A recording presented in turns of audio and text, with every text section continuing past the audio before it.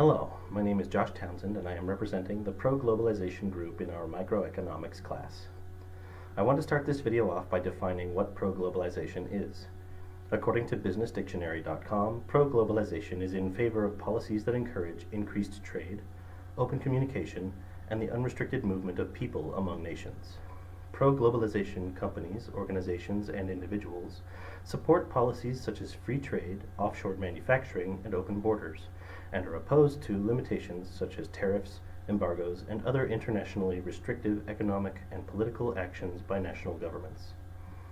In 1992, a document called the North Atlantic Free Trade Agreement, or NAFTA, was created and signed by three countries, the United States, Mexico, and Canada. NAFTA was then implemented in 1994.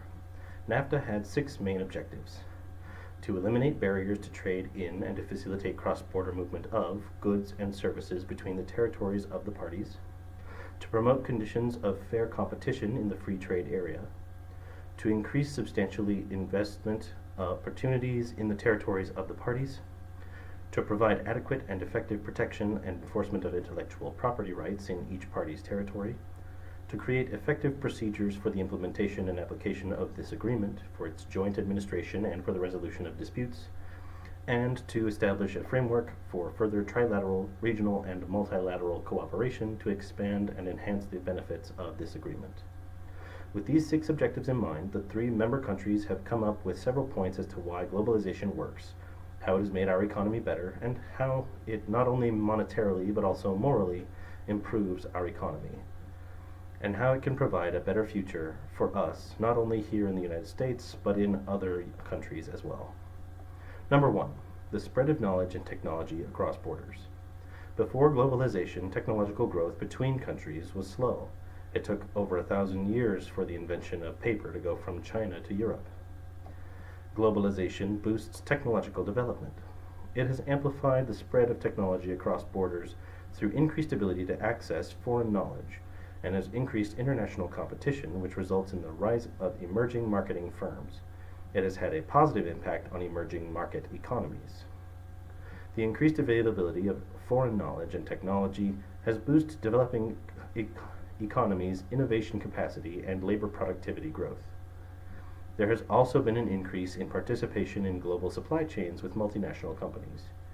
The leaders benefit from each other's innovation and improvement of technology.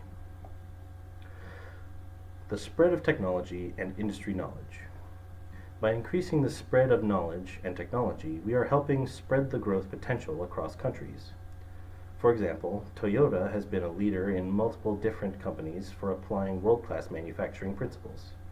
If it weren't for them opening their factories' doors, there are a lot of companies that would not be where they are today. With the proper respect to intellectual property rights, there is an incentive for innovators to continue creating new ways to grow the global economy.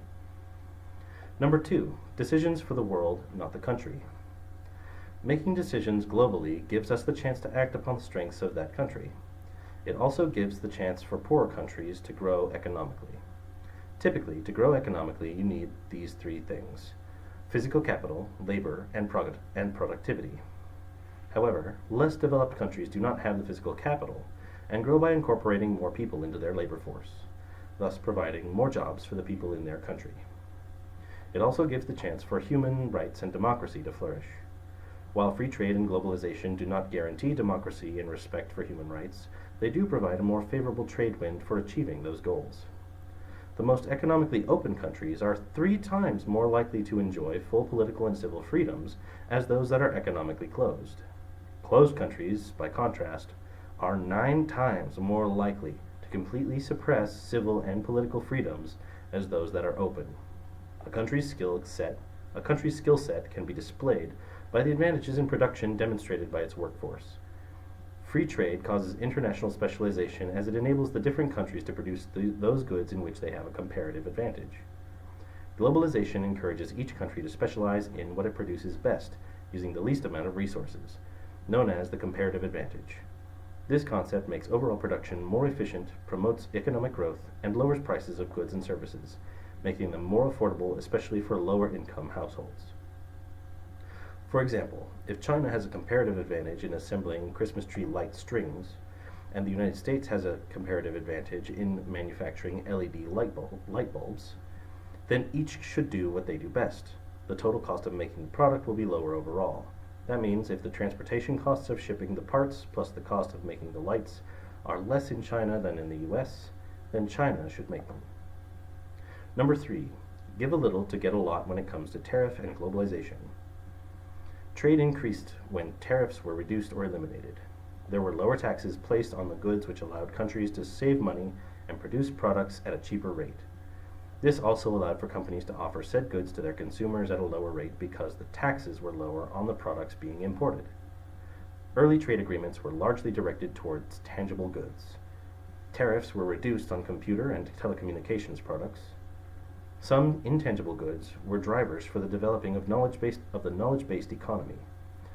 This creates many economic benefits. Proponents of the World Trade Organization, or WTO, emphasize its positive results by pointing out reductions in the cost of living, increases in income, and improvements in efficiency. Number 4, technology to benefit us all. Globalization has led to the increase in cross-border travel due to the increase in technology involving travel by land, sea, and air. The world benefits when new technology emerges due to the spillover effect of a company reaping the benefits of its own innovations.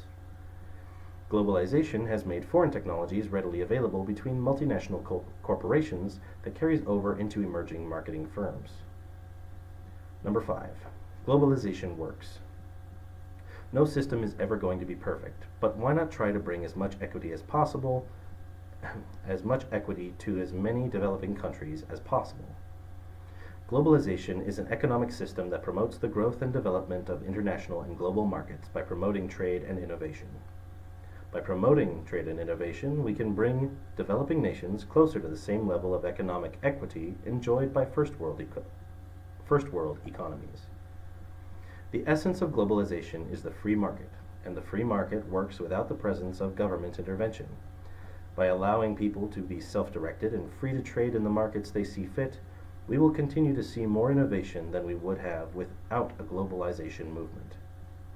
Thank you for listening to our position on pro-globalization. We hope that you too will be inspired to consider globalization as a viable policy for global equity.